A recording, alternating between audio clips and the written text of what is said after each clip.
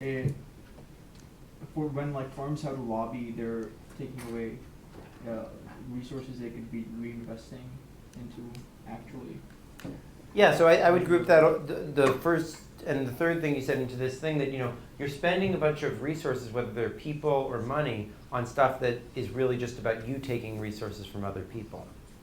Second, usually the benefited group in rent seeking we usually think is less deserving than the people they end up taking it away from. They're like some evil business or something like that. And third, it requires inefficient restriction of supply, which is an inefficient way to transfer money to those people. Even if they were deserving, it would be better to just give them money directly rather than restricting the output in the industry, which causes this social wedge, which is distortionary.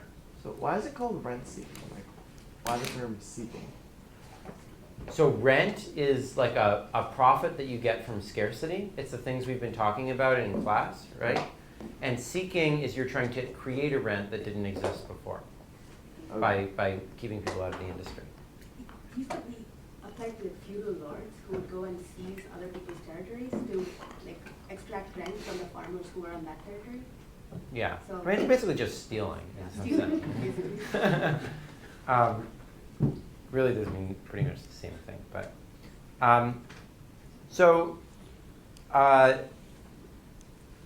I think the first reason is by far the most important one. So the main reason why we don't like stealing is not really that the person who stole it is a less efficient user, but really that people are going to spend all their time stealing if we allow them to steal, right? And that's not such a good thing. Otherwise, we wouldn't have intellectual property. So intellectual property is a case where we deliberately create barriers to entry in order to incentivize people to create valuable new products, right? Because we're afraid that otherwise free entry would drive the profits to zero. And we're going to discuss this problem extensively in lecture 12. What makes barriers to entry good or bad, and we'll talk about this a lot there, is where the rents that they create go. If the rents go into violence, if they encourage people to like kill each other, that's not such a good thing. If the rents, say, from academic prestige and from the exclusivity of the of different universities and so forth, that might actually be good because that encourages people to create ideas that help change societies. Another example of a rent is the rent that comes from the fact that everyone wants the original Picasso or the original Van Gogh, right? And that gives those people a rent, even though you could copy them. And in fact, if you come to the Rational Choice workshop a week from today, it's going to be all about the rents that go to authenticity and what effects those have on the markets and how strange those are in some ways, actually. But the benefit of that is that it gives people an incentive to create new artworks, right? So it's sort of an implicit form of intellectual property. Another form of rent is rents that people get from creating drugs that help or machines that help prolong people's life at the very end of their life. And traditionally you might say, well, that's a beneficial innovation. But I actually would argue that there's a sort of trap that we're in as a society where there's a lot of people at the very end of their life who would actually like to die or like to suffer less. And their children also would honestly like to save the expense and see their parents not suffer so badly. But they're stuck in this like signaling game where basically the parents think if my child wants to let me go, that means that they don't love me. And therefore, even though I would like to die, I'd like them to sort of coerce me to stay alive. And the child feels they have to coerce their parents, et cetera, et cetera. So there's this like vicious game that we're in, and that's part of the reason why more than half of the medical expenditures on people's lives is at the very end of their lives. And so the question is, how do we get out of this this thing? So an idea I had was that we've got this poisonous politics around this, where anything you do to talk about end of life, people think you're trying to kill off their parents or something like that. One very good way to stop this is to just promote free entry. So one thing we could do is we can come up with a populist policy where we say, look, you might have a right to earn profits on your patent in some other area, But if it's for the life of my grandmother, you don't have any right to stop someone from doing that or to earn any profit on that, right? We should just make that completely freely available, right? That sounds like a very, very populist policy, right? But of course, the effect of that would be to undermine the incentives to develop these things and therefore reduce the costs that we're spending on this type of stuff. So anyway, regardless of the good or bad of these types of barriers to entry, they're sort of external to the market process. They're interventions of policy. In some sense, the market left to itself would basically eliminate the profits. And this is one of the sort of deepest and most cited ideas in economics. And I think it's quite useful for thinking about some things. For example, many of the IP contexts would be very easy to enter. But in a number of areas, I think this idea is actually much more limited than it might first appear. And in the rest of the lecture, I'm going to try to talk about the problems with this idea of that free entry will drive prices down to costs or eliminate all profits in the long run. Okay, the basic problem is that many activities in society require a rare talent. If any idiot can implement the technology that's being used, it's true that in the long run things will just be driven down to zero. But there's only limited circumstances where this is possible. For example, you could say, well, I want, there should be free entry into being Steve Jobs or LeBron James. But that's not really true, right? It's not like any of us can go and just become Steve Jobs or become LeBron James, right? Because talent is scarce, it's going to command a rent. And that's a barrier to entry, but it's not like there's anything artificial or extra market about it, right? In other words, free entry really requires that the activity in question not have any talent necessary in order to achieve it.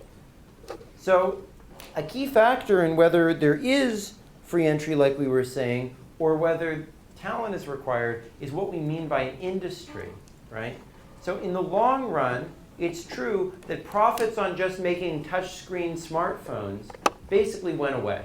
Apple made a little bit of profits for a little while on that, but then there was so much competition by HTC and Samsung and so forth that they eventually lost their profit. But then Apple introduced the App Store. And then it took a while for people to get app stores. Now maybe there's been free entry into app stores. They're not making so much money off of having apps. But then Apple introduces the iPad. And then they introduced it, et cetera, right? So narrowly defined technical processes often have free entry. So for example, Nokia might have made some money off of being in the cell phone market, but they thought that they could make a lot of money in the long term off of just producing cheap, crappy cell phones. And the truth is, it's just too easy to imitate that. And so in the end, they weren't very profitable. American car companies also were doing pretty mechanical things, not so creative or innovative, and pretty soon lots of other people entered and did it better than they did, right? And the same thing happened to a lot of the legacy airlines. But in other industries, which aren't defined by particular technical processes, but instead by a process of constantly innovating and creating new products that replace the old generation, it's much harder to enter. So is Mark here? Mark Brown? No? Does someone want to give some examples of areas of the economy that they think are like that? Well, one example is microprocessors. So Intel has been able to be dominant in that industry because they have a whole process of constantly innovating in microprocessing. So I don't know if anyone's ever heard of Moore's Law, but it says that every year and a half, the speed of microprocessors double. If Intel wanted to think of its business as being just producing a microprocessor of a particular speed, they would be completely destroyed within months. But instead, their whole business is about constantly being the next microprocessor.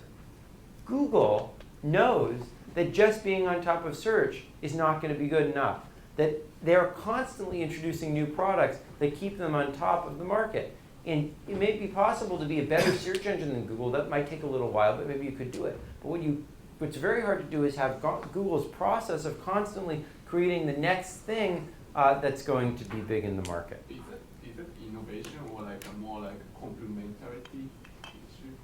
Like say some people keep using well, I'm not sure about the Yeah. Microsoft PC, but some, PCs are really, used to the Intel's architecture, then, that basically makes a complementary to when they develop. Yeah, but I think if Intel tried to rest on the laurels of that, they would quickly find out that complementarity is not that strong. I think a lot of these tech industries, what we found out is that as soon as people get to be lazy monopolists and think that they have some rents that they can just cash in on, they get pretty soon totally just decimated. So I think Microsoft was a great example of that, right? Microsoft sort of said, oh, we're doing so great. We're just going to try to keep people out of the Internet Explorer market, and we'll make lots of profits. And then 6 months later, Google was founded. And now Microsoft is one of the weakest tech companies big tech companies out there, right? So innovation machines are hard to imitate, right? It may be easy to get in and make the same product slightly better at slightly lower cost, but it's very hard to get in there and imitate the process of constantly coming out with a great new product. Yeah, Eric. So would you classify stuff like drug companies as innovation machines? Because they have patents that protect them, right? But at the same time, they have to make new drugs because the patents wear off, and they're profitable after that. Yeah, I think that's a good example. I mean, there's a case where you've got something preventing free entry at least for a while, but still, in order to, you have to have this process of innovation. I mean, now it may even be possible to imitate that in the longer term, right? In a very long term, but it's often quite difficult. Yeah, Neil, go ahead. Same Yeah. question, but with textbooks. So Yeah. are these actually being redefined every edition of the new product, or where does that fit into this? Well, I mean, I think textbooks are a weird case because I actually don't think they necessarily get all that much better as time goes on, but there is somehow this process of constantly innovating. So it is true that Samuelson had to replace his textbook every 5 years to get people to do it, but I'm not sure it actually got better. I think it's just that there's some weird process where people feel they have to have the latest thing, even if it's not necessarily any better. But I mean, maybe we're doing a better job. It depends how progressive you think knowledge is. But yeah, Jim. Do you think this applies to the government in terms of defense technology or Yeah. technology? I mean, I guess it'd be hard to study because it's all classified stuff. But Well, I mean, I think the right way to think about it would be that the U.S., in order to be the most powerful country in the world, has to constantly have better technology, not just the same. If we just got very efficient at keeping the same technology, some other country would come and displace us from our position of dominance because they would have a superior technology. That's why in order to so there's something called, that's very related to this, which is called the Red Queen. Has anyone ever heard the story of the Red Queen from, do you want to tell it? See if I remember that. It's basically that you constantly have to run as fast as you can just to stay in the same place. It's used a lot for in evolution too. Yeah.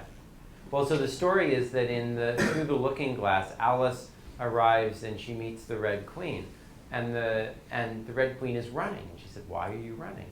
And she says, "Well, you don't want to fall behind." And she said, "What?" And so Alice starts running after her, but she notices she's not going anywhere. And she says, why aren't I going? I'm running so fast, I'm not going anywhere. It's like, well, here you have to run just to stay in the same place, and if you want to get anywhere, then you have to run twice as fast, right? So that's what happens in a lot of these areas, right? So the engine requires scarce talent usually, and it's not easy to enter and become a scarce talent like that. Okay. And even in a narrowly defined industry, when prices come down over time, it's not always by new entrants coming and eroding the profits of the old firms. Often what happens is that actually technology, often what happens when there's a, say, increase in demand is not that more people enter and bring the cost back down, but rather that stimulates the development of a new technology which allows the few best people who are already in the industry to reach ever more people at low costs, right? So that does lead to lower prices and better quality in the longer term, but it actually leads to more rents to the people who are the best, not to those being eroded by entry. So does anyone want to give some examples of that happening? Yeah, what's your name? And Daiichi, Daiichi. Yeah? say music. Like, what's an example of that in the 20th century? Well, now we have iTunes, so you can download music file for $1, and then you can listen to the most popular people instead of buying like LPs, which would cost a little bit more. Yeah, well, I mean, or even more dramatically, like it used to be that everyone had to go and listen to the, trumpeter on their, who was nearby, or a local musician. And the tremendous increase in the baby boom led to the emergence of these huge national bands, which reached everyone in the country, right? So rather than that demand shock causing many more people to become musicians, it actually caused fewer people to become musicians and more rents to go to the best musicians, because it led to technologies so you could serve all those people.